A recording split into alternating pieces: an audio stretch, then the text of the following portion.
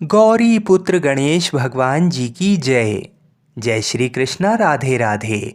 बोलिए श्री शंकर पार्वती भगवान की जय।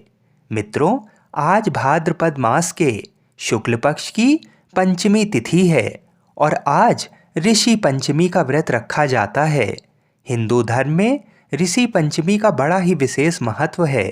शास्त्र अनुसार जीवन में जाने अनजाने में कोई पाप किया हो तो ऋषि पंचमी का व्रत करने और इसकी कथा को सुनने से उस पाप से मुक्ति पाई जा सकती है और स्त्रियों को अटल सौभाग्य की प्राप्ति होती है।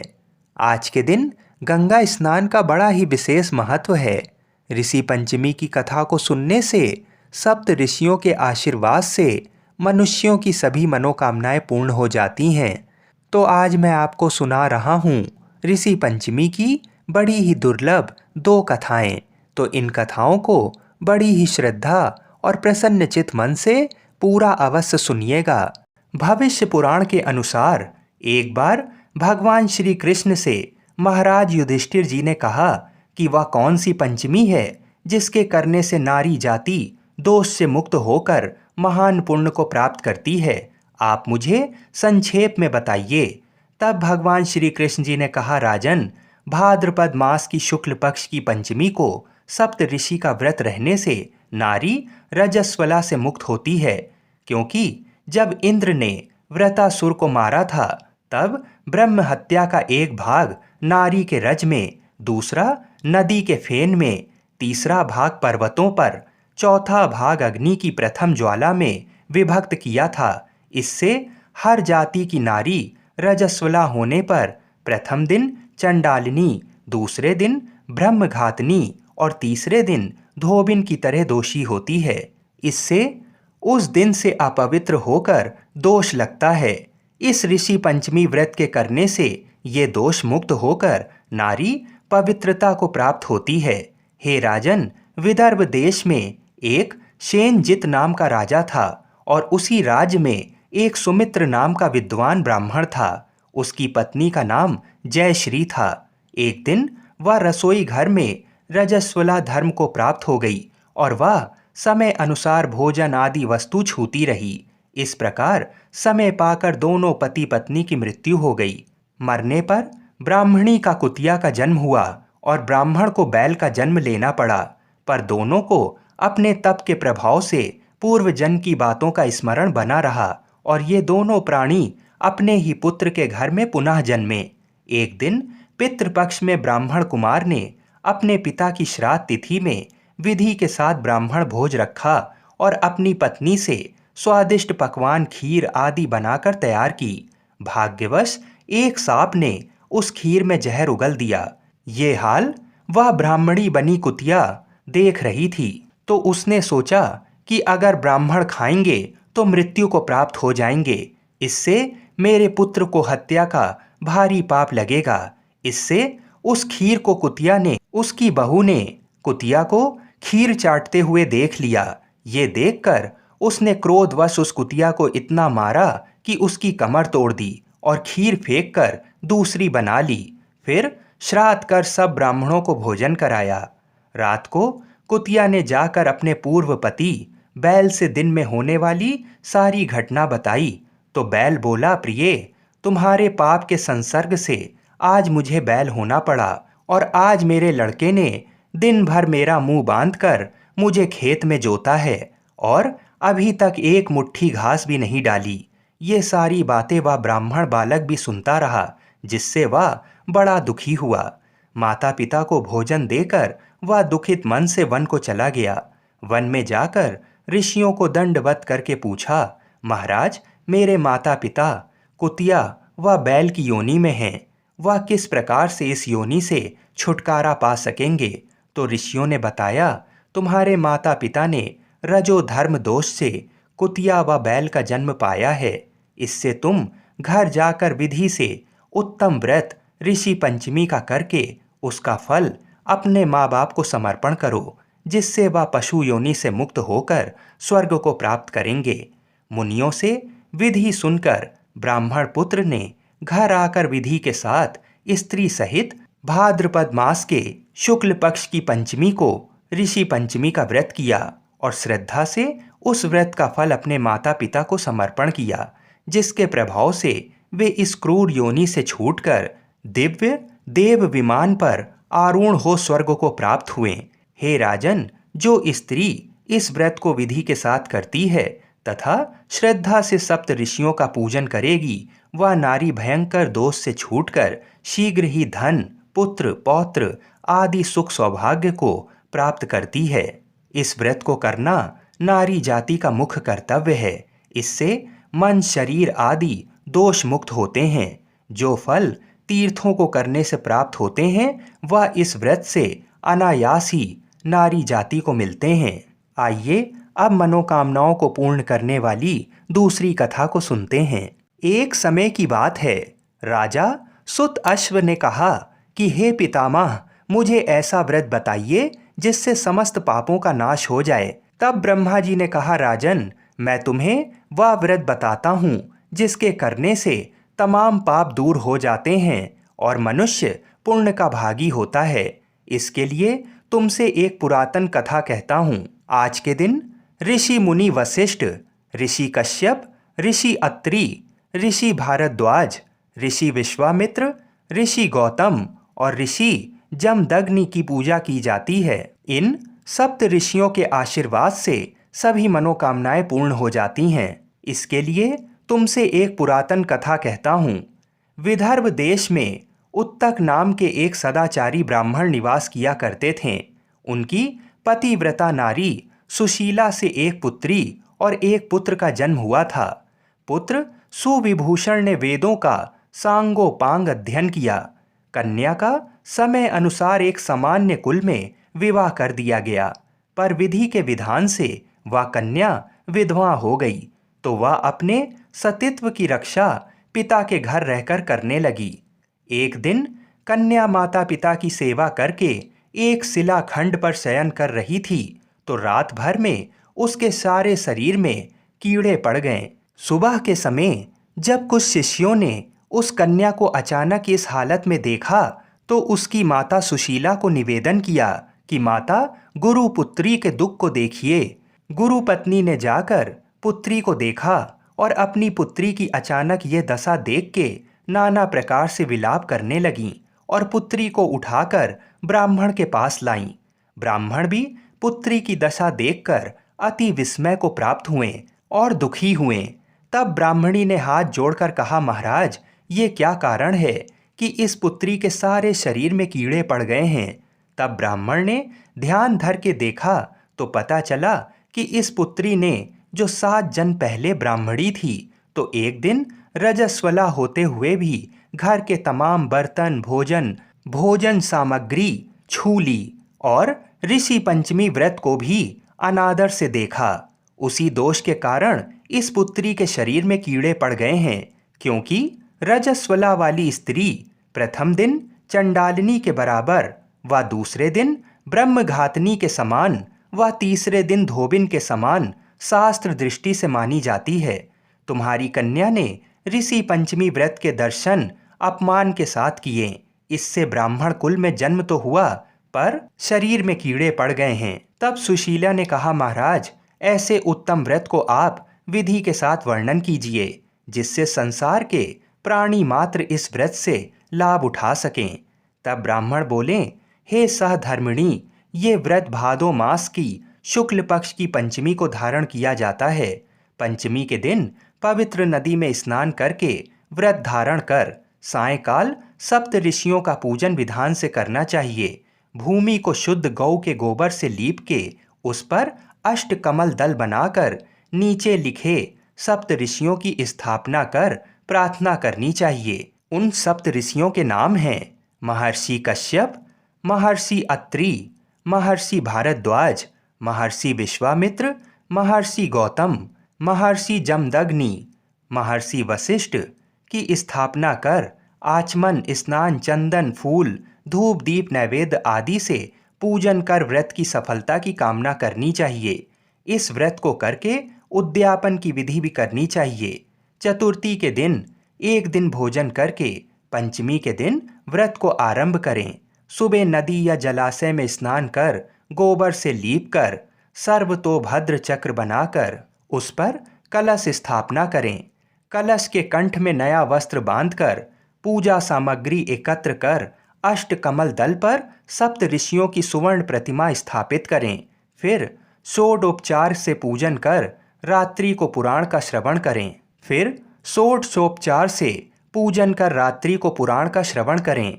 फिर सुबह ब्राह्मण को भोजन दक्षिणा देकर संतुष्ट करें। इस प्रकार इस व्रत का उद्यापन करने से नारी सुंदर रूप लावण्य को प्राप्त होकर सौभाग्यवती होकर धन व पुत्र से संतुष्ट हो उत्तम गति को प्राप्त होती है। आइए अब मनोकामनाओं की पूर्ति करने वाली ऋषि पंचमी की दूसरी कथा को सुनते हैं। एक बार की बात है, एक ऋषि मुनि जी जंगल की ओर जा रहे थे कि रास्ते पर उन्हें एक स्वर्ण मुद्रा दिखाई दी।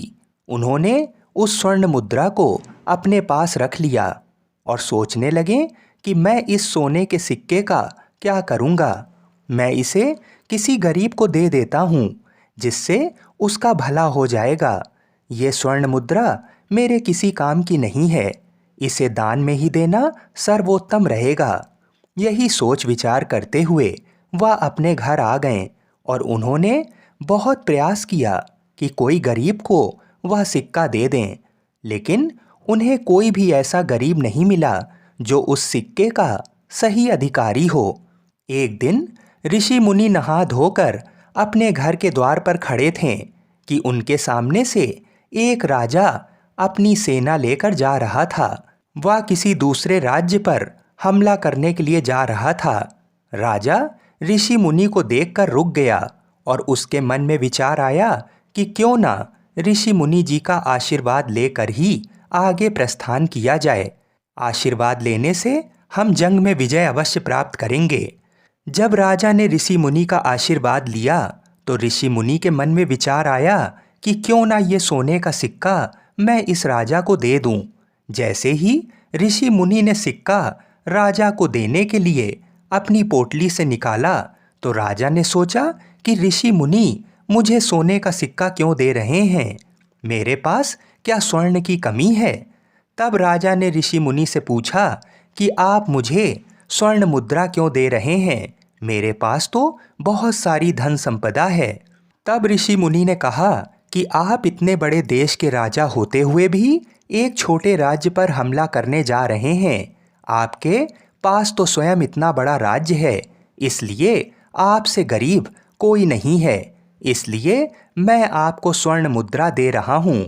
ये बात सुनकर राजा को बड़ी ही ग्लानि हुई और उसे अपनी गलती का एहसास हो गया कि अपने जीवन में कभी भी लालच नहीं करनी चाहिए और सदा दूसरों का भला सोचना चाहिए। तब राजा ने ऋषि मुनि से माफ़ी मांगी और कहा कि आपने मुझे जो ज्ञान दिया और सही मार्ग दिखाया उससे मेरा सदा ही भला होगा। इसी तरह आप सभी का भला करते रहिए, आपकी कृपा अपरंपार है। आपने आज मुझे बहुत बड़ी सीख दी है। आइए अब ऋषि पंचमी की दूसरी कथा को सुनते हैं। कोई भी व्रत भगवान विनायक की कथा को सुने बिना पूर्ण नहीं होता है और ना ही मनोकामनाएं पूर्ण होती हैं। तो आइए आज ऋषि पंचमी के दिन विनायक जी की दो कथाओं को सुनते हैं। एक गांव में एक अंधी बूढ़ी माता रहती थी। वो गणेश जी की बहुत बड़ी भक्त थी। वो सदा ही गणेश जी का पूजन किया करती थी। एक दिन जब वह अपनी खटिया में सो रही थी तभी भगवान विनायक जी ने उसे दर्शन दिया और बूढ़ी माँ से कहा, माई आपको क्या चाहिए, आप जो भी वरदान मांगो मैं आपको दे दूंगा। तब बूढ़ी माँ को कुछ समझ नहीं आया। वो कहने लगी कि आपके दर्शन करके मैं धन्य हो गई, मैं क्या मांगूं मुझे कुछ समझ नहीं आ रहा है। तब विनायक जी ने कहा, ठीक है मैं तुम्हें एक दिन देता हूँ, कल मैं फिर इसी समय आऊँगा। तुम अपने लड़के बहू से पूछ लेना कि तुम सबको क्या चाहिए। ये कहकर गणेश जी अंतर्ध्यान हो गए। अगले दिन सुबह होते ही बूढ़ी माँ ने अपने लड़के बहू से कहा कि कल विनायक जी ने मुझे साक्षात दर्शन दिए और कहने लगे, अपनी मनोकामना बताओ। तब बूढ़ी माँ ने अपने लड़के से पूछा कि मैं क्या मांगूं?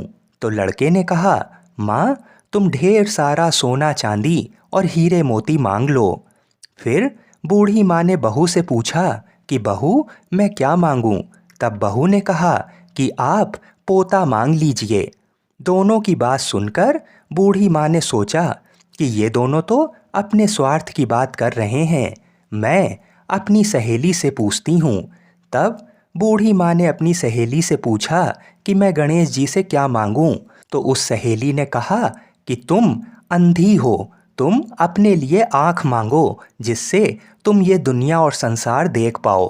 बूढ़ी माँ का मन अभी भी संतुष्ट नहीं हुआ। वो रात भर सोच ही रही थी कि अगले दिन विनायक जी फिर आए। तब बूढ़ी माँ ने कहा, हे विनायक जी, मुझे आँख दो जिससे पोते को सोने के कटोरे में दूध पीता हुआ देखूं। सुहाग दो, निरोग काया दो, 9 करोड़ की माया दो। बेटा दो, पोते दो, भाई भतीजे दो, सारे परिवार को सुख दो और मोक्ष दो। गणेश जी बूढ़ी माँ की बात सुनकर हंसने लगे और कहने लगे, अरे माई, तुमने तो मुझे ठग लिया, तुमने तो सब कुछ ही मांग लिया। ये कहकर गणेश जी ने तथास्तु कहा और कहा कि तुमने जो मांगा है वो सब तुम्हें मिल जाएगा। जिस प्रकार से विनायक जी ने बूढ़ी माँ की सब इच्छाएं पूरी की, ऐसे ही हम सभी की मनोकामना विनायक जी पूर्ण करें। बोलिए गणेश भगवान की जय। आइए अब गौरी पुत्र गणेश भगवान जी की बहुत ही सुंदर कथा सुनते हैं। एक बार गणेश जी एक लड़के का वेश धरकर नगर में घूमने निकले। उन्होंने अपने साथ में चुटकी भर चावल और चुल्लू भर दूध ले लिया। नगर में घूमते हुए जो भी मिलता उसे खीर बनाने का आग्रह करते थे। बोलते, माई खीर बना दे। लोग सुनकर हंसते। बहुत समय तक घूमते रहें मगर कोई भी खीर बनाने को तैयार नहीं हुआ। किसी ने ये भी समझाया कि इतने से सामान से खीर नहीं बन सकती, पर गणेश जी को तो खीर बनवानी ही थी। अंत में एक गरीब बूढ़ी माँ ने उन्हें कहा, बेटा चल, मेरे साथ चल, मैं तुझे खीर बनाकर खिलाऊंगी। गणेश जी उसके साथ चले गए। बूढ़ी अम्मा ने उनसे चावल और दूध लेकर एक बर्तन में उबालने के लिए चढ़ा दिए। दूध में ऐसा उफान आया कि बर्तन छोटा पड़ने लगा। बूढ़ी अम्मा को बहुत ही आश्चर्य हुआ और कुछ समझ नहीं आ रहा था। अम्मा ने घर का सबसे बड़ा बर्तन रखा, वो भी पूरा भर गया। खीर बढ़ती ही जा रही थी, उसकी खुशबू भी चारों ओर फैल रही थी। खीर की मीठी मीठी खुशबू के कारण अम्मा की बहू के मुंह में पानी आ गया। टोरी में खीर निकाली और दरवाजे के पीछे बैठकर बोली, ले गणेश, तू भी खा, मैं भी खाऊं। और खीर खा ली। बूढ़ी अम्मा ने बाहर बैठे गणेश जी को आवाज लगाई, बेटा तेरी खीर तैयार है, आकर खा ले। तब गणेश जी बोले, अम्मा तेरी बहू ने भोग लगा दिया, मेरा पेट तो भर गया, खीर तू गांव वालों को खिला दे। बूढ़ी अम्मा ने गांव वालों को निमंत्रण देने गई। सब हंस रहे थे। अम्मा के पास तो खुद के खाने के लिए कुछ है नहीं, पता नहीं गांव को कैसे खिलाएगी। पर फिर भी सब आए। बूढ़ी अम्मा ने सबको पेट भर खीर खिलाई। ऐसी स्वादिष्ट खीर उन सभी ने आज तक नहीं खाई थी। सभी ने तृप्त होकर खीर खाई, लेकिन फिर भी खीर खत्म नहीं हुई, भंडारा भरा ही रहा।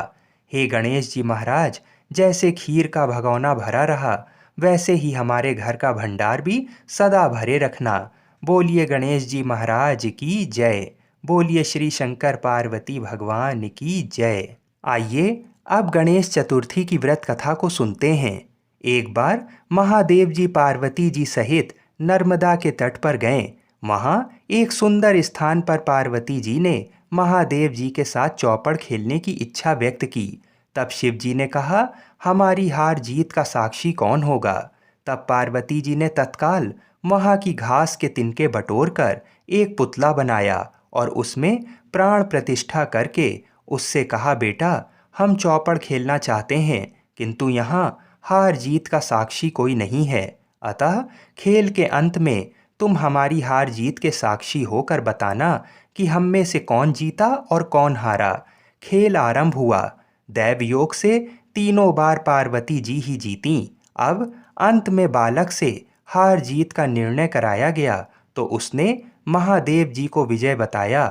परिणाम के स्वरूप पार्वती जी ने क्रुद्ध होकर उसे एक पांव से लंगड़ा होने और वहां के कीचड़ में पड़ा रहकर दुख भोगने का श्राप दे दिया।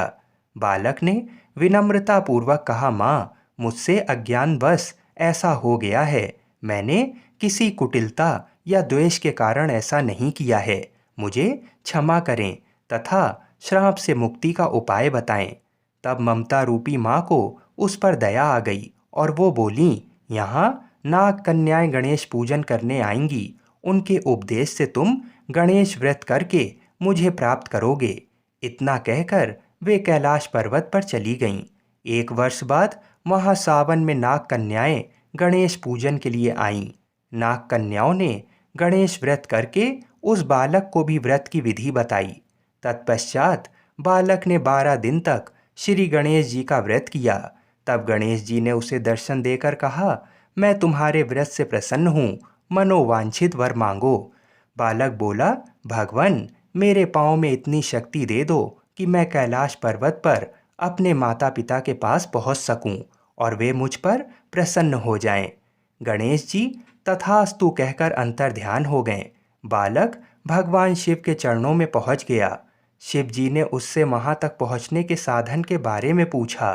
तब बालक ने सारी कथा शिव जी को सुना दी। उधर उसी दिन से अप्रसन्न होकर पार्वती जी शिव जी से भी विमुख हो गई थीं। तदुपरांत भगवान शंकर ने भी बालक की तरह 21 दिन पर्यंत श्री गणेश जी का व्रत किया, जिसके प्रभाव से पार्वती जी के मन में स्वयं महादेव जी से मिलने की इच्छा जागृत हुई। वे शीघ्र ही कैलाश पर्वत पर आ पहुंचीं। वहां पहुंचकर पार्वती जी ने शिव जी से पूछा, भगवान, आपने ऐसा कौन सा उपाय किया जिसके फलस्वरूप मैं आपके पास भागी भागी आ गई हूँ। शिव जी ने गणेश व्रत का इतिहास उनसे कह दिया। तब पार्वती जी ने अपने पुत्र कार्तिकेय से मिलने की इच्छा से 21 दिन पर्यंत 21-21 की संख्या में दूर्वा पुष्प तथा लड्डुओं से गणेश जी का पूजन किया। 21वें दिन कार्तिकेय स्वयं ही पार्वती जी से आ मिले। उन्होंने भी माँ के मुख से इस व्रत का महात्म्य सुनकर व्रत किया। कार्तिकेय जी ने यही व्रत विश्वामित्र जी को बताया। विश्वामित्र जी ने व्रत करके गणेश जी से जन्म से मुक्त होकर ब्रह्म ऋषि होने का वर मांगा। गणेश जी ने उनकी मनोकामना पूर्ण की। ऐसे हैं श्री गणेश जी जो सबकी कामनाएं पूर्ण करते हैं। आइए अब ऋषि पंचमी के दिन तुलसी माता की कथा को सुनते हैं। इस कथा को सुनने से व्रत पूर्ण माना जाता है। बोलिए श्री लक्ष्मी नारायण भगवान की जय। बोलिए श्री राधा कृष्ण भगवान की जय। बोलिए श्री तुलसी शालिग्राम जी की जय। तुलसी महारानी नमो नमो, हरि की पटरानी नमो नमो। आइए सुनते हैं तुलसी माता की संपूर्ण कथाएं। तुलसी माता को हरि प्रिया भी कहा जाता है।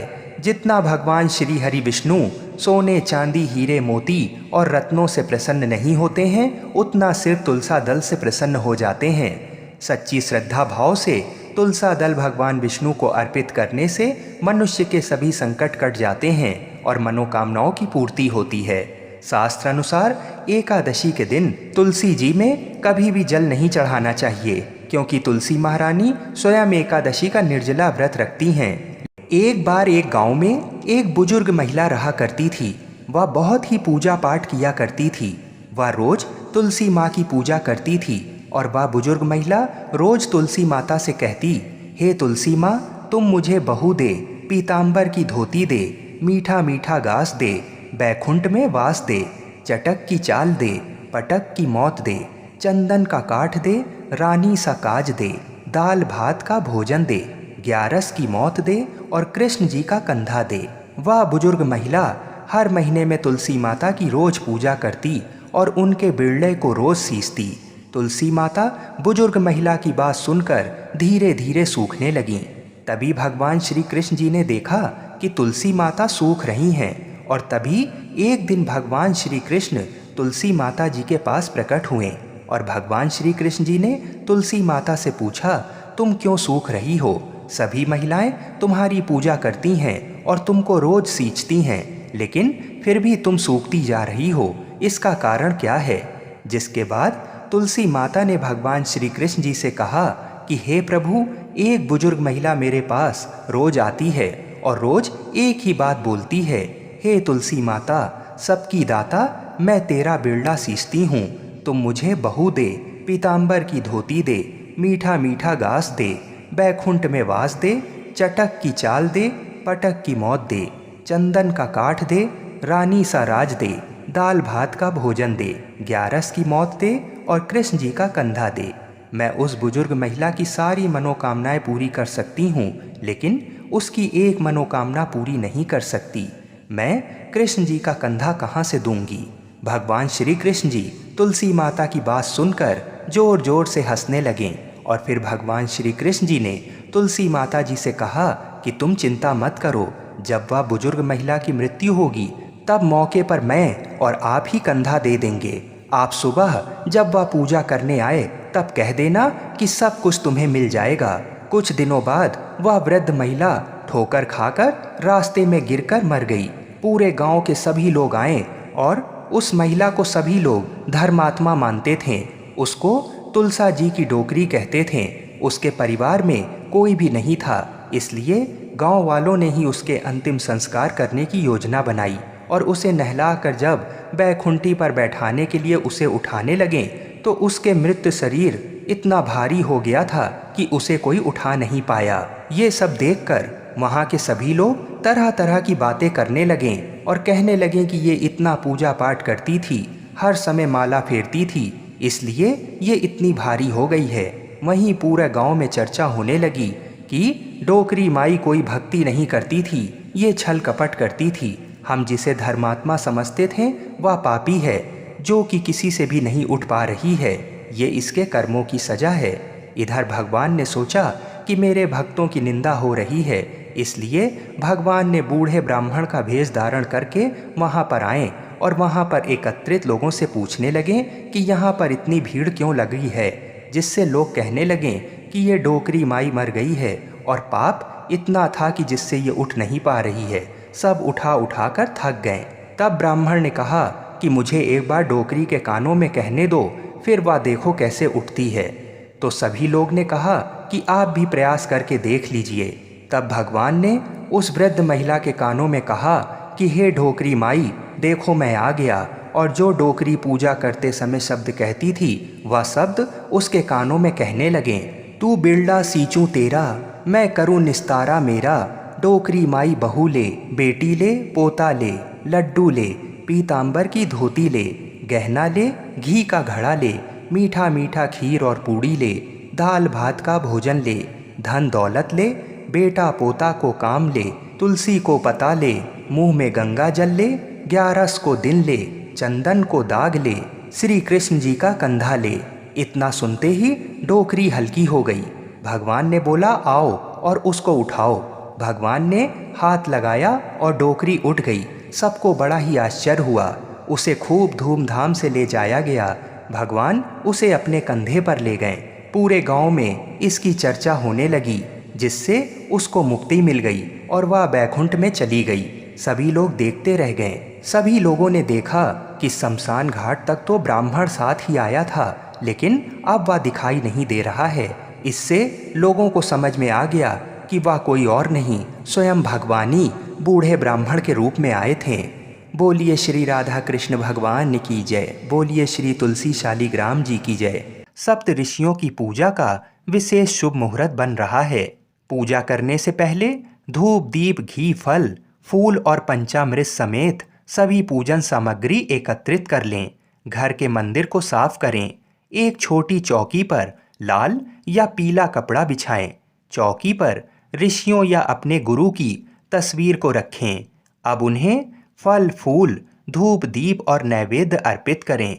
सप्त ऋषियों से अपनी किसी भी गलती के लिए माफ़ी मांगें। उसके बाद उनकी आरती करें और लोगों को प्रसाद बांटें। इस दिन घर के बड़े बुजुर्गों का आशीर्वाद अवश्य लें। इस दिन गाय और बछड़े की सेवा करना भी बहुत ही फलदायी होता है। आप सभी को ऋषि पंचमी की हार्दिक शुभकामनाएं। भगवान श्री लक्ष्मी नारायण जी हम सभी की मनोकामनाओं को पूर्ण करें। बोलिए श्री गुरु जी महाराज की जय। बोलिए श्री राधा कृष्ण भगवान की जय। हर हर महादेव।